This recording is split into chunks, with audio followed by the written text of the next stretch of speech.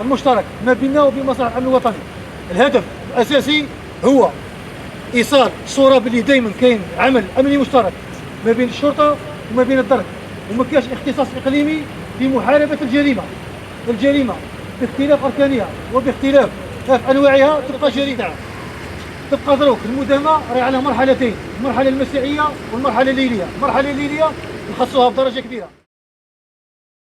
في إطار التعاون والتنسيق الأمني مع مختلف الشركاء الأمنيين، وبمناسبة نهاية السنة الميلادية المتزامنة مع العطلة المدرسية، ومواصلة لسلسلة المداهمات المسطرة قبل قيادة الدرك الوطني، نظمت قيادة المجموعة الإقليمية الدرك الوطني بقسنطينة حملة مداهمات أمنية مشتركة تم من خلالها تسخير كافة الإمكانيات المادية والبشرية من خلال وضع تشكيلات أمنية ثابتة ومتحركة تهدف إلى تأمين محاور شبكة طرقاتنا الولائية أو البلدية والطرق السيارة، بهدف تفتيش جميع السيارات وكذا الأشخاص المشبوهين، حفاظا على السكينة أو سلامة المواطنين من خلال مداهمة جميع أوكار الجريمة المنتشرة عبر إقليم الاختصاص، وهذا في ظل الاحترام المطلق لحقوق وحريات المواطنين.